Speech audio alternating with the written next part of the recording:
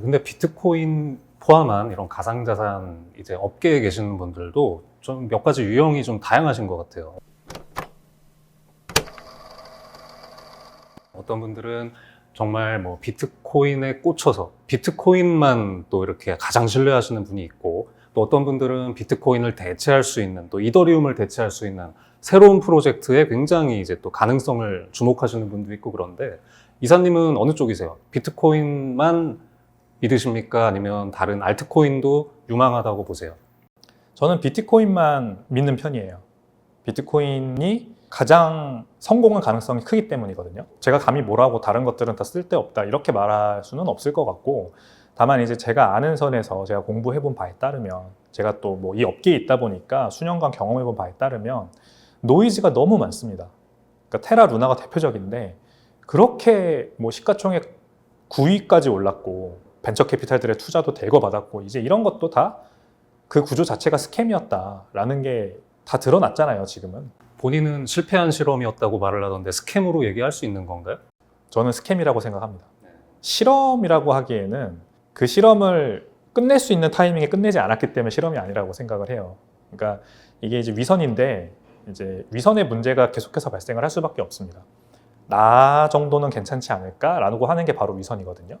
근데 저는 이 코인 작년 폭락기에 사실 악재가 되게 많았잖아요. 그때 참 개인적으로는 많이 실망이 들었던 게, 그런 업계 유명하신 분들, 그런 분들의 어떤 위선이라고 표현을 하셨는데 약간 그런 게 있었던 것 같아요. 사실 권도영 씨 같은 분도 대표적이고, 또 FTX도 이렇게 그 파산을 하고 나서 어떤 다른 파산 관제인이 와서 보니까 회계 장부가 이렇게 엉망일 수가 없다, 이런 얘기도 하셨고, 위메이드 같은 것도 사실 저는 뭐 보시는 분들은 많이 다르시겠지만 어떤 회계 관리라든가 투자자 보호라든가 성실했나, 저는 약간 의문이 있거든요.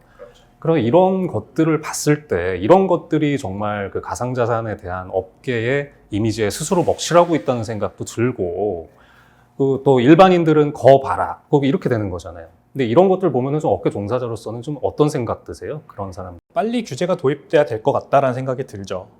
그게 인간이 개입됐기 때문에 위선은 피할 수 없는 현상이에요. 3명 이상의 사람이 모이면 위계질서가 생길 수밖에 없고요. 그 위계질서 안에서 위선이 생기는 거예요. 그게 바로 우리 휴먼 네이처입니다. 근데 우리가 이런 것들을 그럼 어떻게 그동안 인류 역사를 통해서 최소화해왔느냐?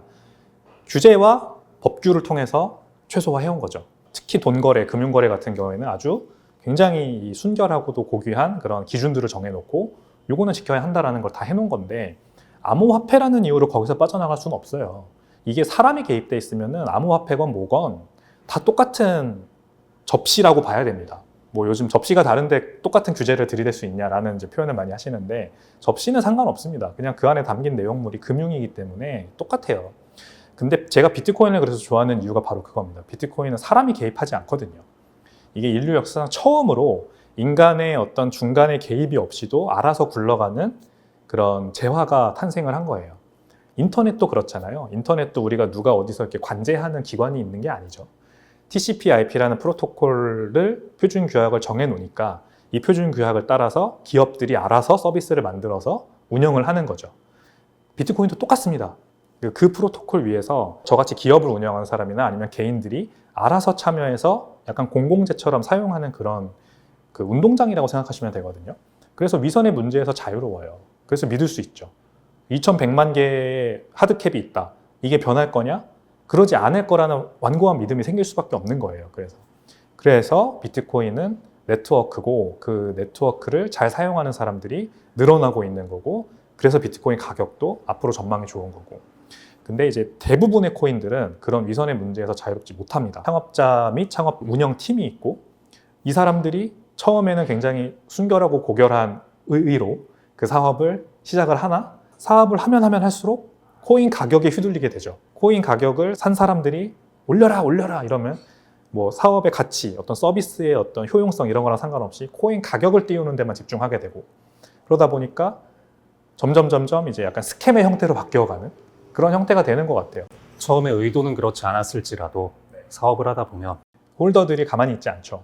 NFT도 똑같습니다. NFT도 민팅할 때는 이런 계획이 있다라고 다 발표하고, 가지고 있으시면 좋아요 하고 막 그런 붐을 일으키는데, 자금 조달을 앞에서 쫙 해버린 회사 입장에서는 그 가격을 지키는 게 더 중요하지 뭔가 그 로드맵에 맞춰서 만드는 게 중요하지 않거든요. 그러니까 이 구조 자체가 굉장히 좀 건강하지 않은 구조인 거예요. 자금 조달이 앞단에 나와버리는 구조. 그래서 규제가 필요한 거죠. 그 FTX도 사내 이사에 그렇게 많은 벤처 캐피탈들이 투자를 한 회사임에도 불구하고 단 한 명도 들어와 있지 않았어요. 그냥 샘 뱅크먼 프리드와 내부인 한 명, 두 명만 사내 이사로 들어가 있었거든요. 그러니까 경영진 감시 견제 장치가 전혀 없었던 거예요. 그렇게 큰 회사가. 그리고 그 바하마에 본사 차리고 거기에서 직원들 집이랑 뭐 차며 모든 걸 다 비용을 회사 돈으로 내주고 영수증 처리 하나도 하지 않고 사실 상상할 수 없는 거지 않습니까? 저도 회사를 운영하지만 뭐 법카 이용해서 껌 한 통만 사 먹더라도 다 비용 처리 적격 증빙 남겨놓고 회계사와 머리 맞대가면서 이거 막 분기말마다 회계 처리하는데 결산 처리하는데 그런 식으로 회사를 운영하고 있었으면서 뭐 수조 원짜리 가치를 받았다는 건 정말 뭐 같은 업계에 있었던 사람으로서 너무 창피하죠. 규제가 있어야 된다 생각을 합니다. 그러면 비트코인의 가장 우월성이 나오는 건 그런 어떤 중앙화된 주체. 사실은 다 원래 블록체인이 탈중앙이 가장 중요한 거 아닌가요? 그렇죠. 네. 그런데 대다수의 프로젝트는 창업자가 있고 어떤 수익, 어떤 가격 이런 거에 휘둘리는 구조가 될 수밖에 없다. 그런 것에서 위험성이 온다고 보시는 건가요? 맞습니다. 근데 최근에 사실 또 코인 업계 먹칠까지는 아니지만 좀 되게 불미스러운 사건이 있었죠. 이제 강남 살인 사건이 원래 굉장히 그 치안 문제인 줄 알았더니 파고 보니까 또 코인이에요. 퓨리 에버코인. 네. 그리고 또 상장 문제도 사실 뒷돈이 연관돼 있어서 거래소들이 수사를 받고 있습니다. 이런 사건이 아직도 벌어지는 거를 보면 코인 시장에 대한 신뢰가 좀 갈 길이 멀다 하는 생각도 들거든요. 근데 제가 궁금한 건 이런 그 정말 무명의 알트코인들, 이런 상장이나 시세를 유지하는 과정에서 비리나 시세 조작 같은 게 지금도 있나요? 아직까지 제도화가 충분치 않다는 거는 여전한 것 같다는 느낌이 듭니다. 그러니까 상장이라는 게 어떤 뭐 거래소가 스스로 결정할 수밖에 없는 뭐 어디에 허락받고 하는 게 아니잖아요.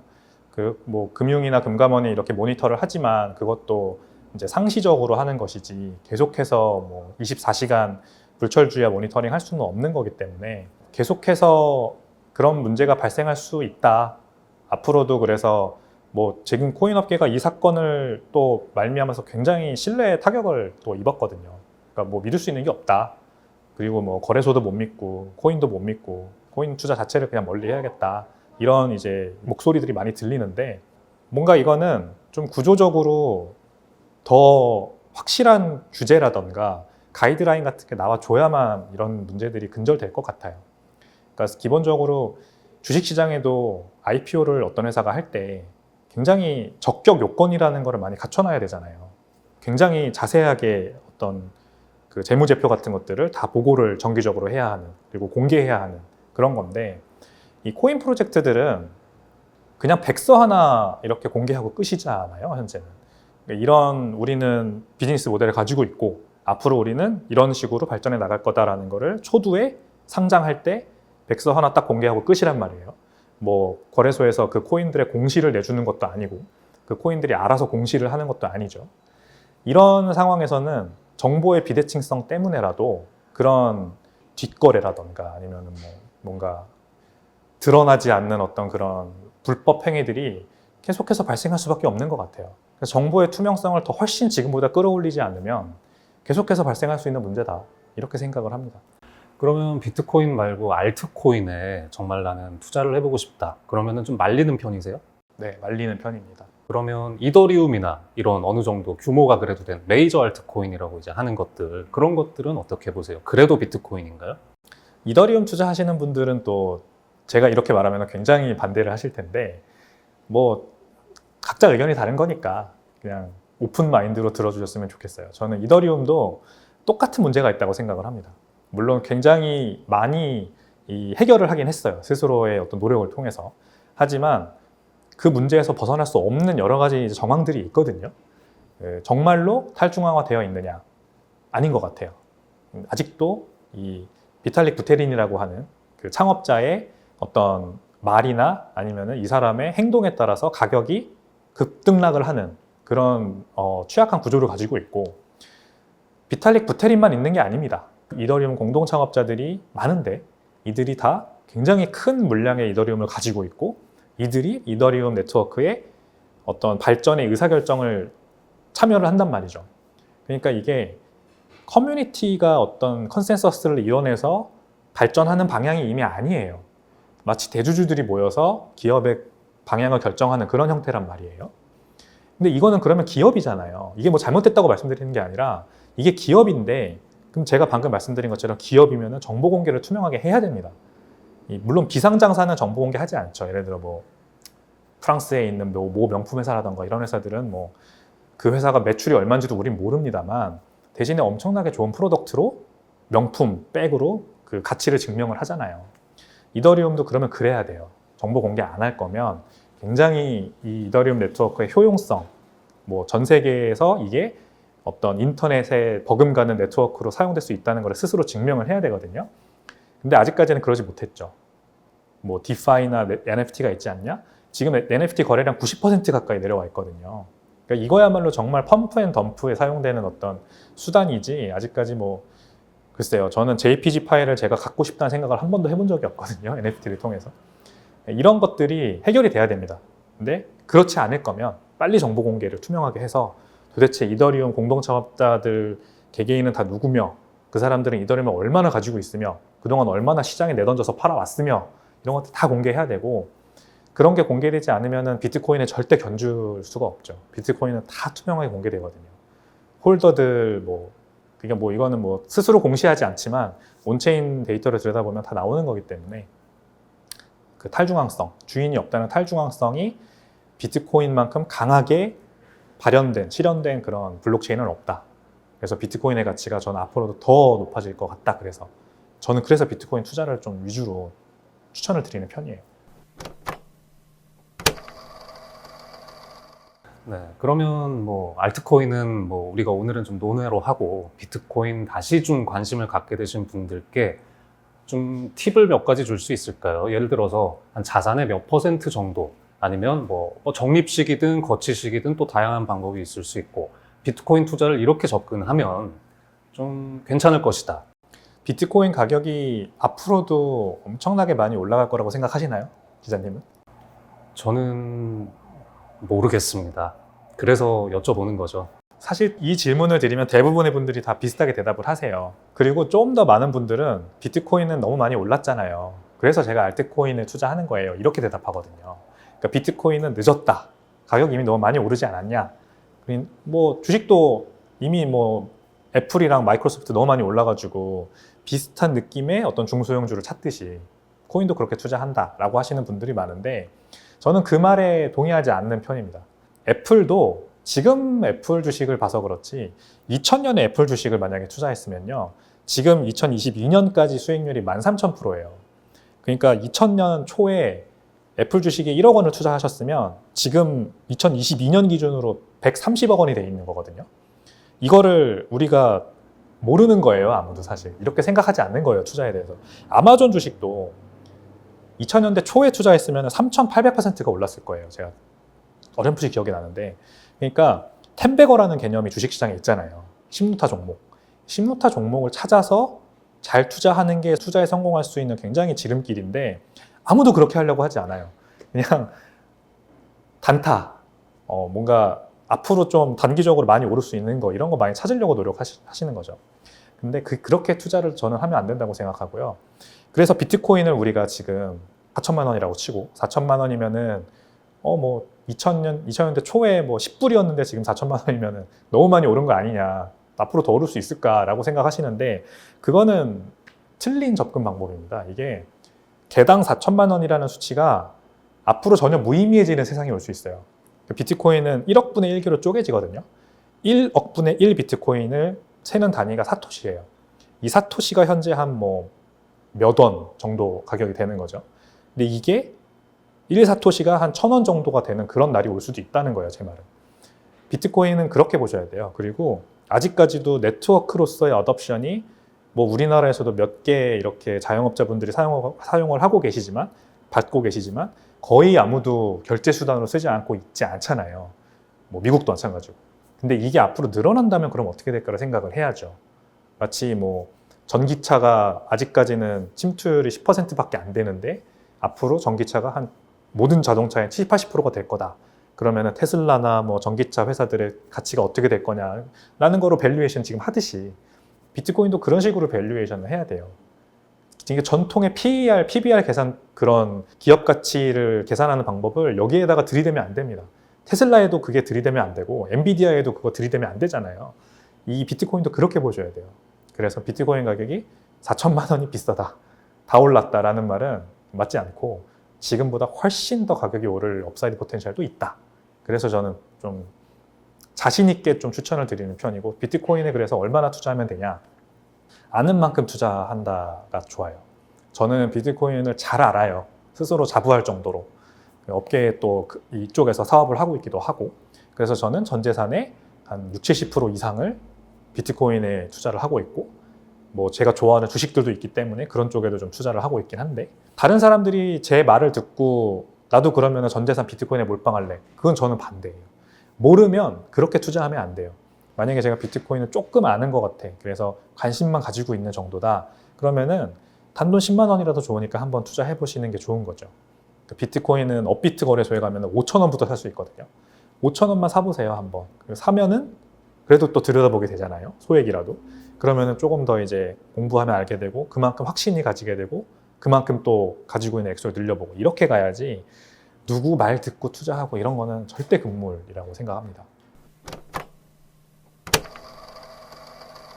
몇 년 사이에 비트코인에 투자할 수 있는 다른 방법들이 또 굉장히 많이 생겼습니다. 이런 비트코인 ETF가 뭐 미국에도 그렇고 뭐 홍콩에도 그렇고 여러 증지에 상장이 돼 있고요.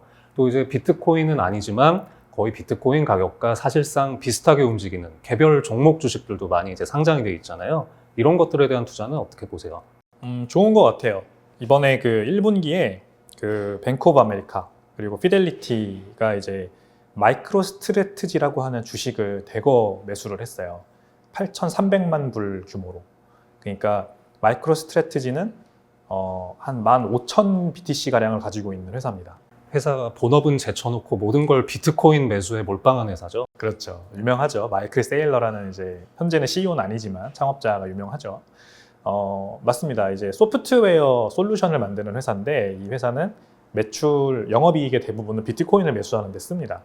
네, 그래서 한 15,000개 정도 비트코인 지금 있는 걸로 알고 있고 이 회사 주식을 사는 거는 결국 비트코인 가격의 익스포저를 높이는 거잖아요.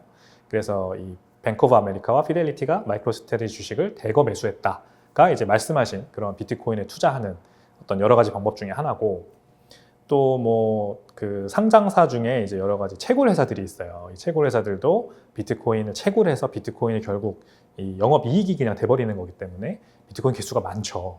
그리고 앞으로 더 많은 비트코인을 채굴할 거다라는 이제 전망으로 밸류에이션을 높이 받고 이렇게 매수를 하는 그런 기관들도 있습니다. 그런 것에 간접적으로 비트코인을 투자하는 거는 좋은 방법이라고 생각을 합니다. 비트코인 현물을 기업 입장에서는 가지고 있기가 굉장히 어려워요. 비트코인 현물을 가지고 있는다는 건 어딘가에 지갑에다가 비트코인을 넣어놓고 프라이빗 키를 내가 가지고 있는 걸 의미하거든요. 프라이빗 키를 만약에 뭐 잃어버리면 비트코인을 영영 분실할 수도 있어요. 그러면 이 책임을 누가 질 거냐는 문제가 발생을 하죠. 내 개인 지갑이면 내가 책임지는 건데 회사 자금으로 샀는데 회사 그러면 누가 이거를 책임질 거냐. 그래서 이제 기업이 가지고 있기 굉장히 까다롭기 때문에 그런 간접적인 방법으로 투자를 하는 거거든요. 그래서 궁극적으로는 비트코인 현물을 투자하는 방법이 다양해지고 많아지면 더 좋아요. 앞으로도 기업들도 가질 수 있게. 지금도 물론 그런 방법은 다 있습니다. 뭐 프라이빗 키를 그 여러 개로 쪼개가지고 담당자들이 나눠 가진 다음에 모두 하나로 합쳐야 뭐 출금이 되게 한다던가 이런 방법도 다 있는데 어쨌든 투명하게 좀 더 관리하고 싶어 하는 기업들 입장에서 현물을 진짜로 투자할 수 있는 방법. 또 이제 거래소 같은 것도 뭔가 미국이 뭐 대표적으로 그렇긴 한데 코인베이스라는 어떤 대규모 거래소가 있지만 이 코인베이스 자체의 어떤 뱅크럽시 문제도 있기 때문에 기업들이 코인베이스에 함부로 계정을 이렇게 만들어서 비트코인을 대거 매수해서 거기다 뭐 이렇게 보관하고 있지 못해요.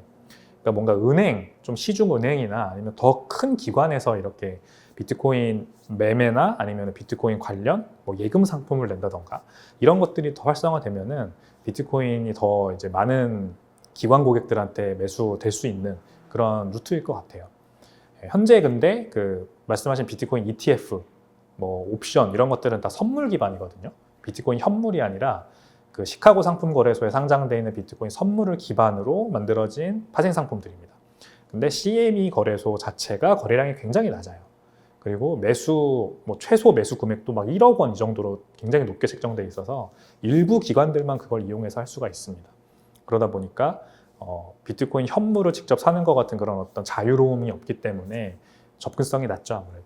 그래서 ETF도 굉장히 뭐 잘 안 팔리고 하고 있다고 제가 알고 있는데, 홍콩 거래소에 상장된 것도 이제 그 선물 기반 ETF인데 기관들이 뭐 10억 원, 20억 원 규모밖에 거래를 안 해가지고 잘 안 팔리고 있다 알고 있어요.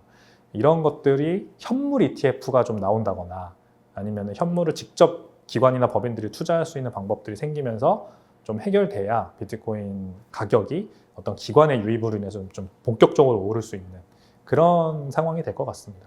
근데 개인 투자자가 이제 비트코인에 대해서 매력을 느끼고 장기 보유를 할 목적이라면 ETF는 사실 좀 손해죠. 그냥 현물 사는 게 낫지 않습니까? 현재는 ETF는 손해입니다.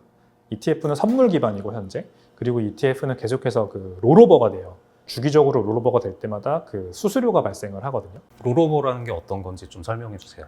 이제 ETF는 펀드잖아요. 그래서 펀드가 비트코인을 예를 들어 가지고 있는데 이 비트코인의 적정 비중을 지키기 위해서 계속해서 리밸런스라는 걸 합니다. 그러니까 비트코인 가격이 올랐으면 예를 들어 60%의 비트코인 비율을 지키기 위해 일부 비트코인을 팔고 뭐 이제 이런 거를 하는 거고요. 두 번째로는 이제 선물이기 때문에 기간이 있잖아요. 만기가. 이 만기가 되면은 다음 만기가 이제 시작되는 선물로 갈아타야 돼요. 해당 ETF가. 그럴 때 기존 만기가 끝난 ETF에서 선물로, 기존 선물에서 다음 선물로 넘어갈 때 환매가 이제 일어나기 때문에 수수료가 또 발생을 합니다. 요때 이제 발생하는 수수료. 요런 것들 때문에 그 선물 기반 ETF는 그냥 들고 있는 것만으로도 수수료가 계속해서 나간다고 보시면 돼요. 그래서 좋은 방법이 아니죠. 그냥 가만히 들고만 있어도 수수료를 내야 하기 때문에. 그럼 차라리 업비트에 가서 그냥 내가 갖고 있는 게 가장은 낫겠네요. 더 좋은 방법은 업비트에 놔두지 말고 개인 지갑에 가지고 있는 게 가장 좋죠. 셀프 커스터디. 내가 스스로 비트코인을 내 바지 주머니 안에 넣어놓고 있는 그런 어떤 보관 방법을 스스로 좀 터득하는 게 가장 중요하고, 그래야 뭐 업비트가 망하던 뭐 은행이 망하던 뭐 심지어 우리나라 정부가 갑자기 뭐 모라토리움이 발생하던 내 자산은 내가 그냥 가지고 있는 거거든요. 그리고 팔고 싶으면 언제든지 업비트로 보내고 다시 팔 수도 있고, 그런 이제 약간 습관을 들이시는 게 좋죠. 네, 근데 뭐 오시자마자 회사 얘기를 제가 죄송하지만 거의 안 했는데 샌드뱅크에 내 코인을 맡기면 뭐가 좋은 건가요? 뭘 해주는 서비스입니까? 저희가 이번에 새로운 기능을 런칭했는데 그 기능이 약간 오픈 뱅킹 같은 거예요. 우리 은행 앱에서 쓰는. 그렇죠. 그래서 뭐 금융사 50개가 한 번에 연결되는 그런 걸 하면 되게 편하잖아요. 한눈에 다 보고. 저희도 이제 그런 기능이 이번에 런칭돼가지고 거래소들 다 뭐 여러 개 쓰실 거예요, 아마. 업비트, 코인원, 비썸 여러 개 쓰고, 해외 거래소 바이낸스도 쓰는 분들도 있고, 또 개인 지갑까지 있고 막 이제 이래서 자산을 여러 군데 뿌려놓고 쓰시는데 그런 거를 오픈뱅킹처럼 모아주는 건 아직 없는 거죠. 근데 샌드뱅크가 지금 그런 거를 시작을 했어요. 그래서 여러 개의 뭐 거래소들 자산을 샌드뱅크 앱에서 보기 편하게 한눈에 관리할 수 있고, 또 이제 그런 식으로 자산 관리를 하다 보면은 뭔가 투자 상품 같은 것도 제공을 하면 좋겠다라고 생각을 했어요. 그래서 원래 저희가 자산운용을 하는 회사기도 했지만 비트코인을 그냥 가지고 있는 것도 좋지만 일부는 이렇게 잘 운용을 하는 회사에 맡겨서 좀 개수가 늘어나게 도와주면 좋잖아요. 그래서 저희도 여러 가지 방법으로 리스크 해지를 하면서 안정적으로 시장 수익률 정도 쫓아갈 수 있는 수준으로 운용을 해서 이제 고객들의 이 비트코인이나 뭐 다른 암호화폐들 개수가 늘어날 수 있게 그런 자산 운용을 해드리는 서비스도 같이 하고 있는 거죠. 오늘 저희 말씀드린 모든 가상자산은 변동성이 크고 이제 제도권 밖에 있는 자산이기 때문에 투자 신중하게 결정하셔야 될 것 같습니다. 어쨌든 오늘 코인 얘기 한번 나눠봤고요. 백 이사님 다음에 또 뵙겠습니다. 고맙습니다. 감사합니다.